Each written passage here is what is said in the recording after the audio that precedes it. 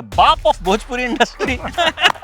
मैं कह रहा हूँ कैमरे के सामने कि आज की दौर में जो सुपरस्टार हैं उन सब की पहली फिल्म मेरे ही साथ है। पवन सिंह की सबसे बड़ी खासियत क्या लगती है? एक आदमी देखिए क्या होता है ना, जो कला का साधक होता है, जी। जो व्यवसायिक नहीं है, वो अपने मूड के हिसाब से चलता है। खेसारी जी की बात है कि देखिए मेहनत दिनेश जी का भी है। मैं पहली फिल्म जब कर रहा था आलोक जी की, उनके साथ बिलथरा रोड पर रुके थे, छत पर सोते थे वो, क्योंकि बिलथरा रोड में कोई होटल नहीं है।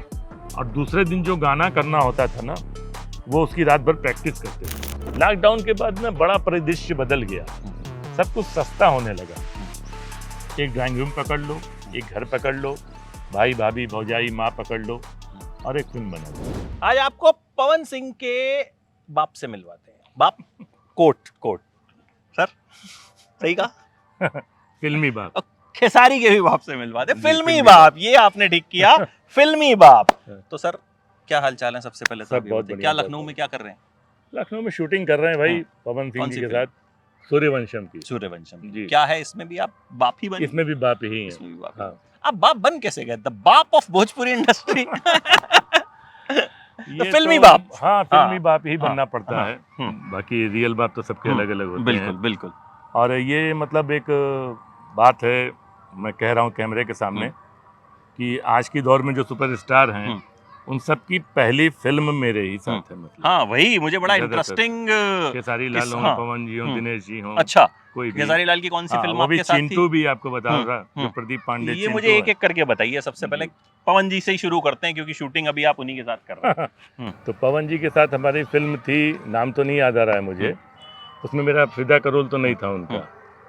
और खेसारी के साथ जो पिक्चर आई साजन चले ससुराल, उसमें भी पिता का नहीं था, उनके ससुर का रोल था। पहली फिल्म उनके साथ, पहली फिल्म ससुर उनके भी साथ पिता थी। समान ही। हाँ, और दिनेश की पहली फिल्म थी हमके ऐसा वैसा न समझी।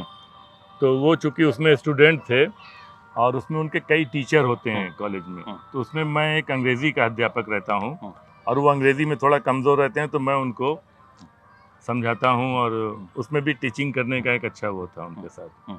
और चिंटू ने जब एज हीरो जीना तेरी गली में, तो राजकुमार जी ने कहा कि अनूप जी आप लकी बाप हैं सबके, इनके भी बाप, क्योंकि चिंटू तो बचपन से काम कर रहा था। जी। तो जीना तेरी गली में उसके भी फादर का रोल किया, फिर दुल्हन चाहिए पाकिस्तान में, और हम लोग की केमिस्ट्री बहुत अच्छी है। और मंदिर वहीं बनाएंगे, मतलब हम लोग कॉमेडी और सीरियस, हमारा और चिंटू का बड़ा। और वैसे ही खेसारी लाल के साथ है, मैंने बहुत फिल्में उसके साथ कॉमेडी भी की हैं। पवन जी के साथ जय हिंद में भी उनके फादर का रोल किया था। कई फिल्में, लास्ट उनकी पवन पुत्र थी, और काफ़ी समय बाद हम लोग काम कर रहे हैं। तो कुछ अंदाजा है कितनी फिल्मों में आप बाप बन चुके हैं? देखिए फिल्में तो मेरी ज़्यादातर मुझे ना हीरोइनों का बाप बनाया जाता है। अच्छा। हाँ, दुख होता है? इसलिए कि हीरोइन अमीर दिखाई जाती हैं अक्सर, और हीरो गरीब दिखाया जाता है।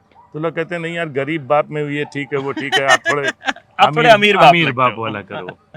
तो दुख नहीं होता यार, हीरोइन का बाप ही बना देते हो? नहीं, कोई नहीं दुख होता है, सब अपने बच्चे ही हैं।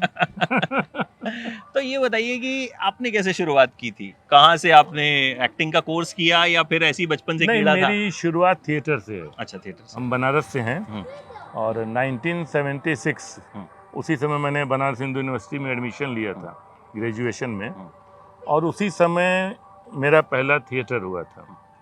अंधे नगरी चौपट राजा प्ले हम लोग ने भारतेंदु हरिश्चंद्र जी का वो प्ले किया था। और थिएटर उसके बाद 79 में रेडियो ज्वाइन किया। आज भी मैं BI का आर्टिस्ट हूँ। 85 में दूरदर्शन में ऑडिशन दे के आया मैं। तो ये सब जो है सीढ़ी दर सीढ़ी। फिल्में हम लोगों के लिए उस समय प्राथमिकता नहीं होती थी, क्योंकि थिएटर अपने आप में एक बहुत बड़ी कार्यशाला थी, और एक थिएटर करने के लिए भी बहुत संघर्ष करना पड़ता था उस समय। मतलब एक नाटक में रोल नहीं मिलता था, आपको बता दूं। 2 साल तक मैंने बाहर जाके, मैं गेट के बाहर रिहर्सल जहाँ होती थी वहाँ बैठाया जाता था कि जाओ पान ले आओ, चाय ले आओ। फिर एंट्री मिली कि प्रॉम्प्टिंग करो। फिर हम लोगों ने सेट भी बनाए हैं, झाड़ू भी लगाया है, पर्दे भी टांगे हैं, लाइट भी ऑपरेट की है। तो ये हम लोग की सीढ़ी दर सीढ़ी चढ़े।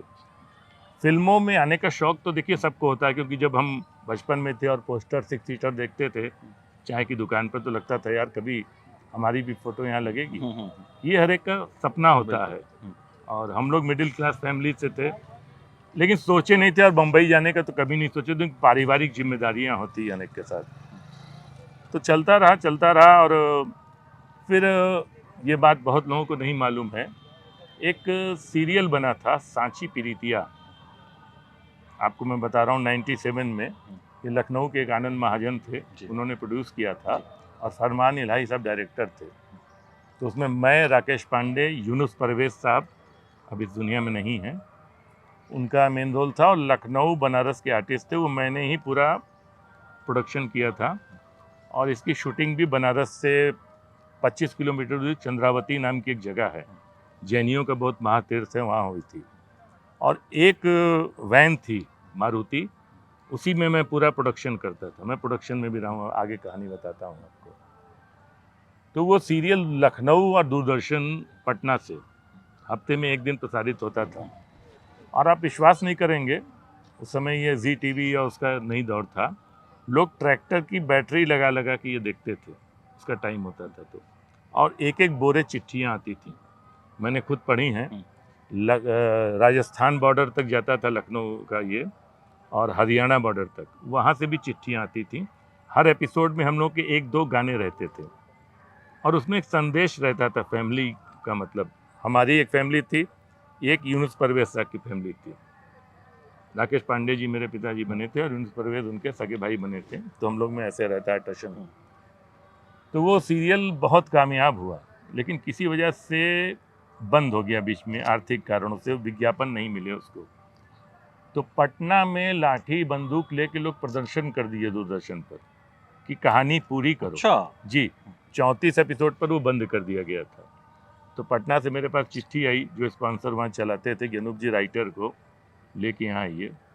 तो मैं लेके गया, वहाँ आगे के एपिसोड लिखे गए, और मैं वहाँ गया। तो यहाँ कहानी ख़त्म हुई थी कि हमारा छोटा भाई कन्हैया घर से भाग गया है। तो केवल मुझे उसको माध्यम बना के उन्होंने कहानी लिखवाई कि मैं खोजते खोजते पटना पहुँच गया हूँ। और फिर वहाँ नए कैरेक्टर इंट्रोड्यूस हुए, उनके साथ पूरा ड्रामा चला, और फिर लास्ट में चिट्ठी आती कि बेटा आपका भाई आपको वापस आ गया है, वापस आ जाओ।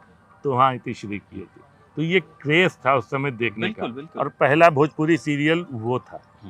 और उसके बाद एक अध्याय उसमें और जोड़ा, उसमें पेन ऑडियो एक है जी, आप जानते होंगे, पेन जी, वाले फिल्म भी प्रोड्यूस करते हैं। उन्होंने इसके ऑडियो के कैसेट निकाले, और उसी समय लाल बादशाह के कैसेट आए, अमिताभ जी की पिक्चर।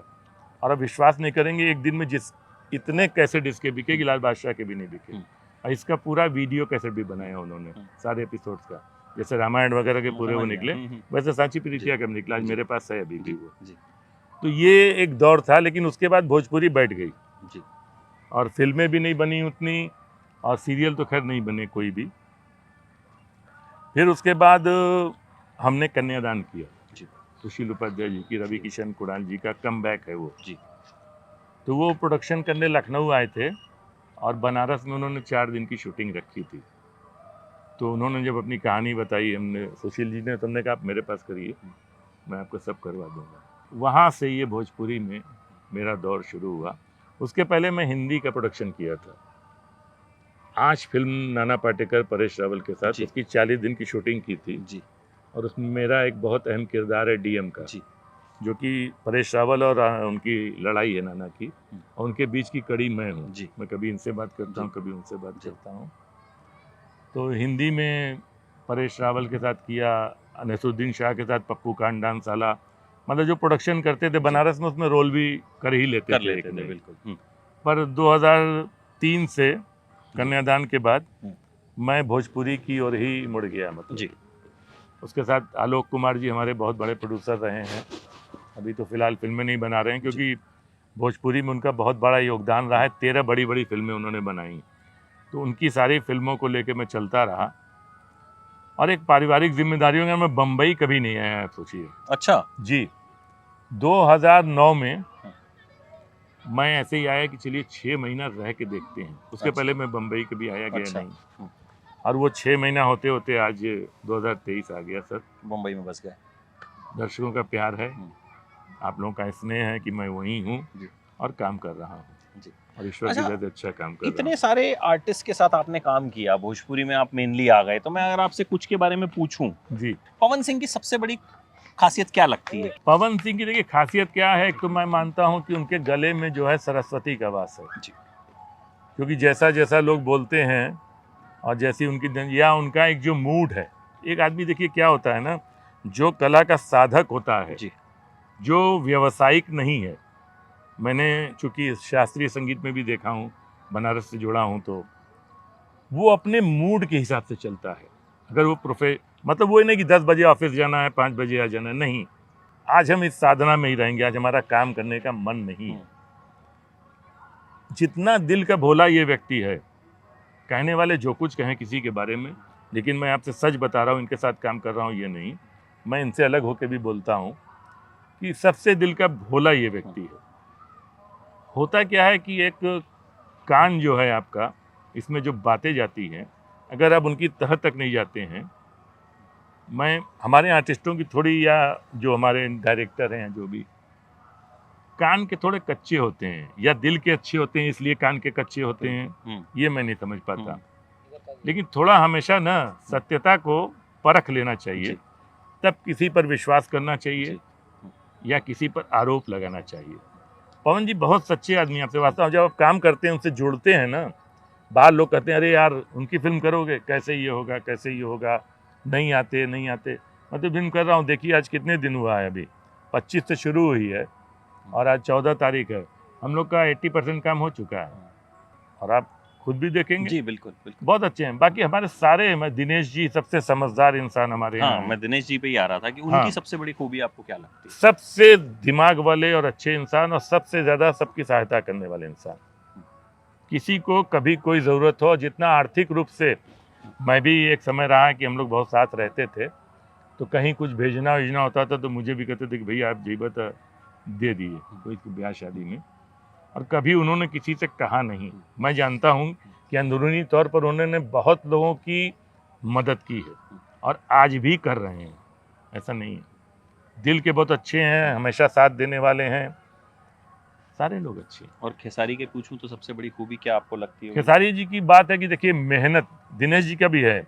मैं पहली फिल्म जब कर रहा था आलोक जी की, उनके साथ बिलथरा रोड में रुके थे, छत पर सोते थे वो, क्योंकि बिलथरा रोड में कोई होटल नहीं है, और दूसरे दिन जो गाना करना होता था ना, वो उसकी रात भर प्रैक्टिस करते थे। मैंने देखा इन लोगों को मेहनत करते हुए। खेसारी का क्या था, साजन चले ससुराल में वो थोड़ा ऐसे ऐसे करके बात करते थे। उस समय चूंकि गाना वो औरत बन के करते थे, साड़ी पहन के हमेशा। तो आलोक जी ने कहा कि देखो भाई, ऐसा है कि रामदेवन जी डांस डायरेक्टर थे उसमें, कि तुम गाना करो पहले 5 दिन, और अनूप जी आप थोड़ा शाम को इसको लेके बैठिए, थोड़ा इनका मतलब बॉडी लैंग्वेज और डायलॉग डिलीवरी सारा कुछ। तो आप देखेंगे उसी पिक्चर में भी कि जब बिलसरा रोड गांव की शूटिंग है और उसके बाद जब बम्बई की शूटिंग है, तो खेसारी में बहुत कुछ बदलाव आ गया है। और उसने उस फिल्म में कहा था कि मैं आया हूं और मैं एक दिन 50 लाख रुपया लेके दिखाऊंगा, सर उसने कहा था उसने। और गजब की मेहनत की है, मैं बता रहा हूं, ये जो तीनों लोग चल रहे हैं ना अपनी मेहनत की, और मेरे सामने तो कम से कम 50 हीरो आ चुके। बिल्कुल, कोई क्यों नहीं इन लोग को रिप्लेस आगे जा रहा है। ये तो 2004 से दिनेश काम कर रहे हैं, 2011 से खेसारी कर रहा है, पवन जी 2006 से 5 से कर रहे हैं। तो इन लोगों को कोई सत्ता से बेदखल क्यों नहीं करना, कोई योग्य कैंडिडेट नहीं आ रहा है। राइट। तो जो जगह अपनी आज क्या है, लोग बहुत जल्दी ना, दूसरी बात डिसिप्लिन नहीं है आज के एक्टर्स में, ज़्यादातर में अपने बॉडी पर काम नहीं कर रहे हैं। बहुत से सिंगर आए गए नहीं करते हैं, उनको कहते हैं तो उनको बुरा लग जाता है। वो हमको ही पहली पिक्चर में आप ऐसे बोलेंगे ना, आप जरा, अरे भाई ठीक है हम मान लेते हैं, क्योंकि हम जानते हैं इनका भविष्य क्या है, ये तय कर रहे हैं खुद ही, क्योंकि ये सीखने नहीं आए हैं। इनको लग रहा है एल्बम हमारा 1 मिलियन चला गया है तो हमें 1 मिलियन तुरंत यहाँ पर भी फिल्म देख लेंगे लोग हमारी, ये भ्रम है। फिल्म एकदम अलग है, एल्बम एकदम अलग है। बिल्कुल उसके हम लोग अपनी ही बात करें तो मैं एल्बम नहीं देखता हूँ, किसी का भी एल्बम नहीं देखता हूँ, कि मुझे उससे कोई लेना देना नहीं है। मैं फिल्में देखता हूँ। अब मैं गुरुदत्त साहब को अपना आदर्श मानता हूँ सर। मुझे वो आदमी जो प्यासा 1959 में बना रहा है, वही दौर तो आज चल रहा है। बिल्कुल, वो अपने वक्त से बहुत आगे की फिल्म थी।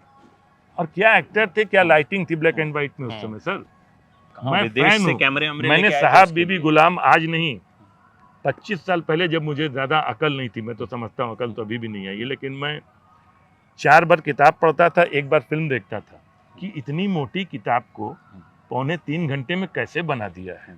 ओहो, रोना आ जाता है सर, सही बता रहा हूँ, देखते देखते पढ़ते पढ़ते।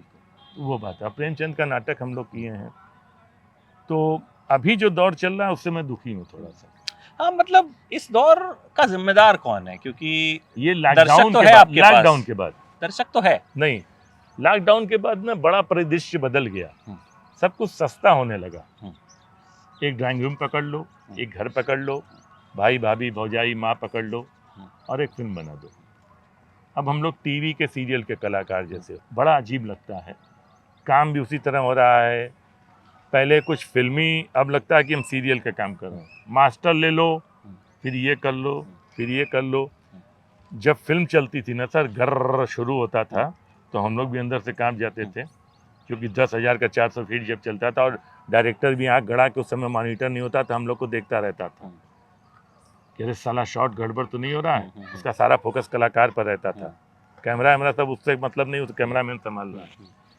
तो उस समय समझ में आता था एक्टर्स की ज़रूरत थी, और वो उतना ही शॉट लेता था जितनी उसकी ज़रूरत है, कि अभी यहाँ से लगाना है, अभी यहाँ से लगाना है, अभी 2 शॉट लेना है। आज क्या है, मास्टर ले लो, उसके बाद ये भी ले लो, वो भी ले लो, क्योंकि रॉ मटेरियल कुछ खर्चा नहीं हो रहा है। राइट, पहले खर्चा होता था, और एकदम लोग मतलब तय करके आते थे कि उनको क्या करना है इस सीन में। राइट, ये डायरेक्टर का कंसेप्ट भी क्लियर होता था, कलाकार को बताता था, कैमरामैन को भी मालूम रहता था। आज इतने लोग आ गए जिनको काम भी नहीं पता है, लेकिन किसी न किसी कारण से, या इतनी तादाद में फिल्में बन रही हैं, जब क्वांटिटी में बनेगी चीज़ें तो क्वालिटी का तो फर्क पड़ता है। इधर कुछ बड़ी फिल्में बनी हैं, कुछ अच्छी फिल्में बनी हैं, दिनेश जी की बनी, माई बनी, और ये गोवर्धन बनी, फसल बनी, मतलब एक अच्छा सिनेमा बन रहा है, जो बड़ा सिनेमा है। खेसारी जी की संघर्ष बनी है, गॉडफादर बनी है, अभी एक शूटिंग चल रही है, पवन जी की ये फिल्म बन रही है, इसके पहले भी फिल्में बनी। तो इन लोगों की बड़ी फिल्में बनना, बीच में इन लोगों का भी जैसे ग्रहण लग गया था, लेकिन अभी बड़ी फिल्मों का दौर फिर से आया है, तो मुझे अच्छा लग रहा है। अब की मैं भी बहुत दिन बाद बड़ी फिल्म में काम कर रहा हूँ। अच्छा, हीरोइंस में आप किस किस के बाप बने? सबके, पाखी हेगड़े से लेके आम्रपाली दुबे। तो क्या उनको, उनमें क्या खासियत आपको लगती है इतनी पॉपुलर है वो? मैं देखता हूँ खूब पॉपुलैरिटी उनकी भी है। काम से।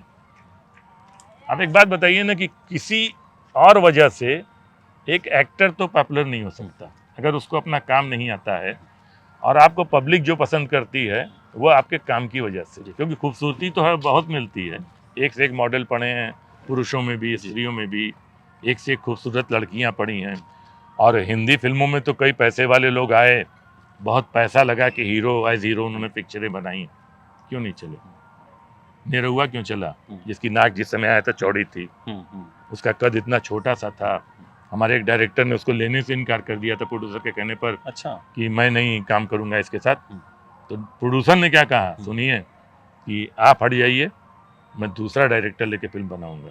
और फिल्म बनाई, और 25 हफ्ता चली, वही दिनेश जी की चौड़ी नाक के साथ। इतना लंबा करियर आपका रहा, तमाम लोगों के साथ आपने काम किया, कुछ ऐसे किस्से जो याद रह गए कि ये हुआ था यार? और जब हम बैठते हैं ना, सोचते हैं, किस्से सुनाते हैं, तो कुछ ना कुछ ऐसा निकलता है। किस्से, जब निरहुआ हिंदुस्तानी में मैं काम नहीं कर पाया था पहले, जब आम्रपाली की जिस समय एंट्री हुई थी, मेरी भतीजी की शादी थी, और प्रवेश जी ने कहा कि नहीं 12 तारीख को ही छत्तीसगढ़ पहुंचना है, 12 दिसंबर को। मैंने कहा यार 12 दिसंबर को शादी है, 13 को पहुंच जाऊंगा। बोले नहीं, डायरेक्टर सतीश जैन जी हैं और वो नहीं, बिल्कुल नहीं। तो हमने कहा छोड़ देते हैं। फिर सतीश चंद्र जैन की ही फिल्म थी, उसमें आम्रपाली का फादर बना। तो अंजना सिंह ने कहा फिल्म देख के कि अब जाके लगा है कि असली बाप बेटी मिले, को बाप मिल गया। फिर तो निरहुआ चल अंदर में भी मैं उसका फादर बना, तो और कई फिल्मों में बना जी। तो अच्छा है, सबके साथ काम करने का ना एक अलग मजा है। जैसे पहले खेसारी थे तो वो बहुत सरल थे, या अब बड़े स्टार हो गए हैं जो भी है, मैं भी बहुत कम काम कर रहा हूँ।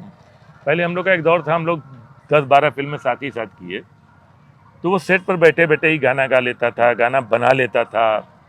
मतलब बहुत एक सरलता नहीं होती जो व्यक्ति में। और हम लोग कभी कमरे में नहीं जाते थे, वही आके मतलब साथ में बैठना, बात करना। पापा पापा बोलता है, आज भी बोलता अच्छा। है वो। जी।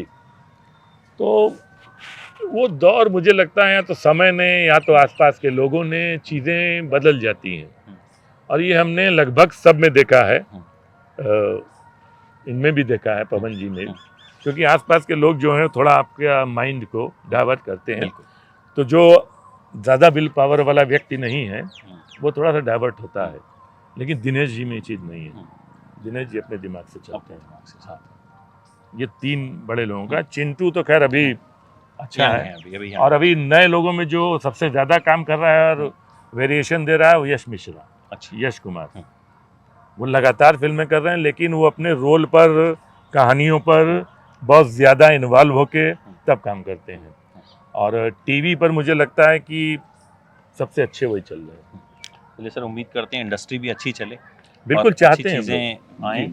बस हम लोग आपके चैनल के माध्यम से भी मैं एक अपील करता हूँ, और हर बार अपील करता हूँ दर्शकों से कि भाई आप लोग पिक्चर हॉल तक आइए। जी। हमारा बस यही कहना है कि आप जब पिक्चर हॉल में आएंगे तो हम और अच्छी पिक्चरें आपके लिए बना पाएंगे। बस यही अनुरोध है। दर्शक आएंगे ही नहीं तो पिक्चर बनेगी किसकी? पिक्चर हॉल बंद होने से बड़ा नुकसान हो रहा है। सिनेमा से प्यार है तो कम से कम थिएटर में आइए जी, और पिक्चर को देखिए। बिल्कुल। और सर बहुत अच्छा लगा आपसे बात करके, बड़े अच्छे किस्से, बड़ी अच्छी कहानियाँ। फिर मुलाकात होती है किसी और फिल्म के सेट पे। जरूर। Thank you so much.